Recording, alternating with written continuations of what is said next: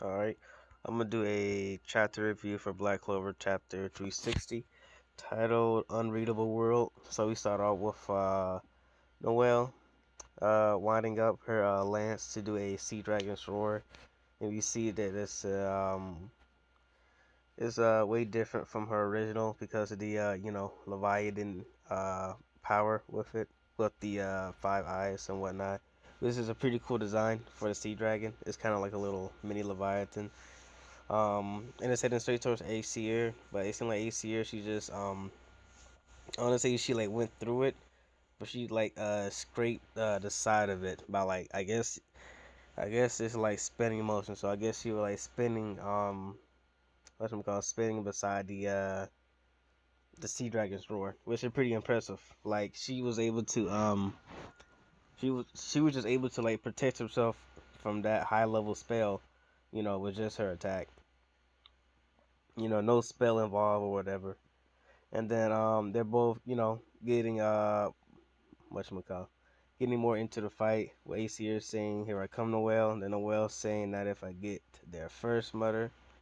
And that's how their fight going. And then we go back to fighting Lucius. We see Yuno's not having that good of a time. He's getting bashed and mangled up with just Lucius' fists. I don't think Lucius has even used a spell yet, unless he used gravity, but I'm not sure. But we see Lucius knocks into another building. I believe so. Yeah, he knocks into another building, but has all these stars around him, and he tried to attack Lucius. But it seemed like that the stars, either Lucius deflected the stars with his fist, or they just bouncing off of him. I think he deflected because one of his right arm looked like it was like in a moving motion, and that deflected the one star beam on the right. I guess he also did on the left too. If so, then this man got crazy reflexes. And so then we see Lucius just moving, and we see keeping up with his star magic and his wind magic together. Because we see Lucius says the agility he gains from his star magic and wind magic is letting him keep pace with my speed and predictions. So, and like in this panel, we see Lucius keeping an eye on through all his teleporting and dashing. And then out of nowhere, just instantly teleports on Lucius' blind spot, about to go in for a swing with the Spirit of Zephyr. But Lucius catches a blade instantly with the sword, and then just throws him to the other side into another building. And then Lucius said it's over now, and he's about to he's about to try to turn, saying with this attack, was saying this attack will put your soul under my control. But before that happens, finally reveals his final spirit wind creation magic, saying wind spirit creation magic, spirit of notice, and it's I want to say it's either like a shield or a great shield. I don't know, cause like I feel like it's a great shield, cause like with a shield it doesn't protect your whole body, but it seems like this shield is like a bit bigger than a regular shield, but not big as a great shield. But either way, it's it does its job. It protects him. It stops Lucius right in his tracks, uh, with his hand trying to get and then says I don't know if it's a or Lucius. So one of them says a shield of wind that rebuffs incoming attacks. So that's crazy. And I kind of like this cause like it kind of really gives like that knightly feeling. He got a sword in one hand and a shield in the other. And like I've been saying this for a minute ever since Tabata shows off the other two forms with Euros and Borealis. Like it would be cool if just like have those weapons floating beside him, so he can just select which one he wants. Kind of like Noctis when Noctis go into that form with all those weapons at his disposal. So I feel like it would have been cool if he had like sword and like Zephyr in one hand, Notice in the other, and then he have Eurus and Borealis just like floating right beside him whenever you got to use them. I feel like that would be a really cool shot. Excuse me, if Tabata ever does that.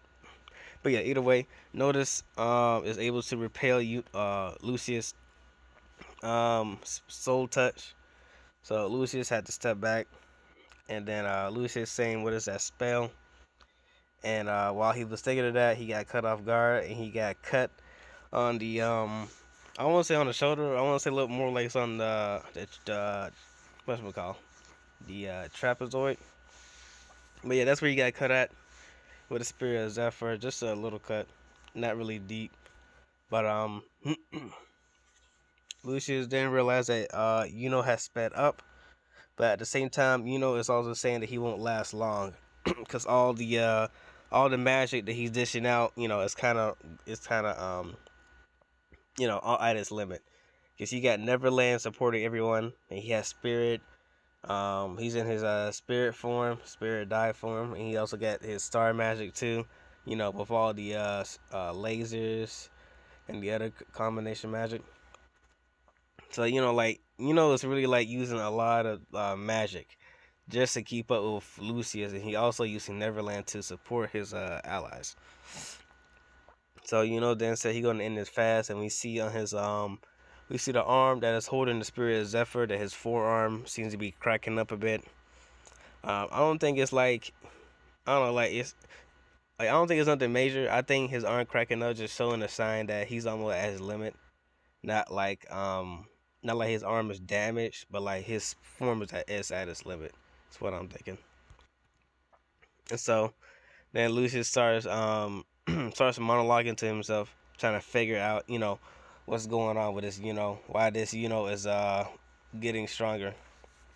And he says here that this is interesting. He says here that the who grew up in the Clover Kingdom shouldn't have this kind of power, even if he's burning life to get it.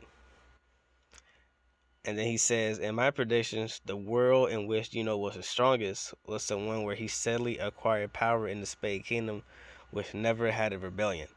Even that needed several years to master star magic. However, this had reached that level in a bit over a year. No, he's even stronger. So that's crazy. So in the first panel it says that shouldn't have this kind of power, even if he's burning life to get it. Now I don't know if that means that is like kind of like you know kind of squeezing his life energy, sacrificing his own like soul, just to you know get get what we call a just get like an upper hand on the fight for more power. Kind of like what Gaja did, and Gaja put his whole soul into that last magic attack, where he was, quote unquote, supposedly dead, quote unquote, not dead. But either way, that would have kind of resembles to me. But I didn't even know was doing that. I just thought that was just was just using all the magic that he got. I didn't know that it seemed like he was also putting his like all his life essence into it. Yeah, the second panel is also interesting. We see that Lucius had planned this ahead, the whole Spade invasion, whatnot. We already know, but we understand why he did it, or we understand the other reason why. Because the first reason why we thought he did it was so the his plan could all go into motion with the with the Cold Clover Kingdom weakening Lucifero to where he can only have half his power, and so Lucy could take the other half. But I guess I don't know if this was the original plan, or just like a additional plan. But he also planned a Spade invasion, so so that strongest who was the Spade Kingdom Prince, who never left the Spade Kingdom, was never realized. Because he said that in that was in the Spade Kingdom that never experienced a Spade Rebellion would have been the strongest in that timeline. But he said this here coincidentally is even stronger than that which is insane. Which means that Lucius did not see this in his predictions. And then he also says in the next page that goes for the others as well. With Noel, he says that there is no future in which Noel, the youngest Silva, ever grew this strong. With Mariona saying even the dangerous Mariona should have been killed instantly by Morris, and that Fagolian should have also been dead, that he wasn't even here at this point in the timeline, and that all the Imaginite should have been wiped out by now. So that's crazy. So everything that's happening right now should have not happened, according to Lucius' predictions. And he starts to question, how is that possible? What is the main factor that had caused all these errors in my prediction? He's saying why, what changed, what's different between my prediction and the reality. And as Lucius fighting, you see Lucius trying to get, I wouldn't say afraid, but he gets a bit what's it called, gets worried because it's getting stronger and stronger, and then what's it called, and then starts talking to himself, saying that he was always the one who strikes the last blow. He did it when he fought Lucifer too. It was so frustrating. That's why I keep conquering the me who wasn't good enough. And I completely understand what this was talking about. That's like I want to say I can't remember what was I can't remember all the time. Also took the final hit.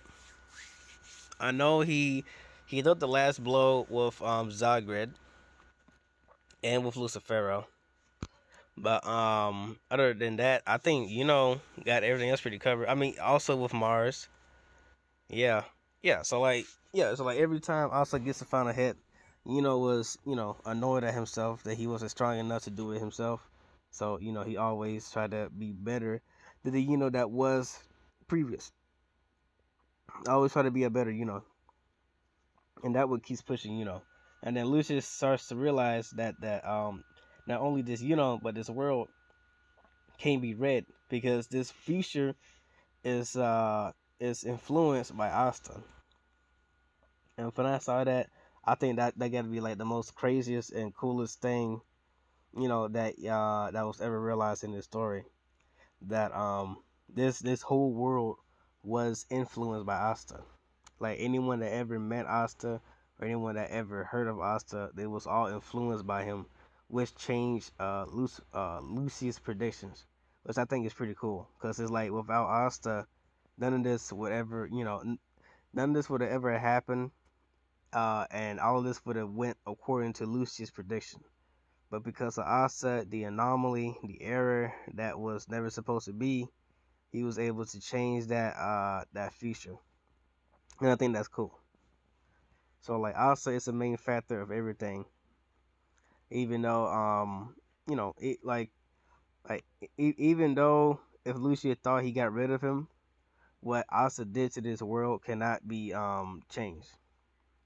And we see that right now with still surpassing his limits and able to landing a hit on Lucia at the last page with saying that I'll take them down no matter who I'm up against. And it seemed like that slash I caught Lucius off guard. Now I don't think it like severely injured him. I just think it caught him off guard. But I think it was a really cool chapter. Just like Tabata putting in that this whole world was influenced by Asta. I think that's cool. I think that put Asta on like a crazy feat. Not like, like a physical feat, but like just like a influence feat on how influential he was to all the people around him. I mean, we even see at one point when Asa was fighting against what's his name? Longress, and Longress was kinda like subconsciously possessed. Like Asa had a whole lot of speech and then he beat Longress, but it turned out it was a tie, so they both lost. But then, everyone had kinda was there to comfort Asa, and then they all felt pumped and influenced to be a better Magic Knight. Like we can see right in there, Asa has major influence. And I think that was pretty cool to show. But I think that's it. I like I like extra, not extra, but other form with notice. I think it's pretty cool. Like I said from the beginning, I hope Tabata does a thing where he shows like both Notice, Borealis, Euros, and Zephyr all in one panel together. I think that would be really cool. I'm not sure what to expect next chapter. I don't know if it's gonna continue to fight with Yuno and Lucius. I hope it does, so I can see what Lucius, next plan is after realizing that the world been influenced by Asta. But we'll just have to wait and see. Other than that, I think this is a really good chapter. I'll give it a 9 out of 10. Yeah. I don't know if there's anything that they could have made it a 10 for me, but I really liked it. I just really like the fact that it showed that Asta has a huge influence on this world. But that's pretty much it. I just wish there was more pages, but that's just a preference. But other than that, I think that's it. I think next week there's a lot of manga that's going on break. JJK, I think MHA too. I can't remember, but I know Black Clover and JJK is gonna be on break. So gotta wait for 2 weeks for that one. But other than that, that's pretty much it.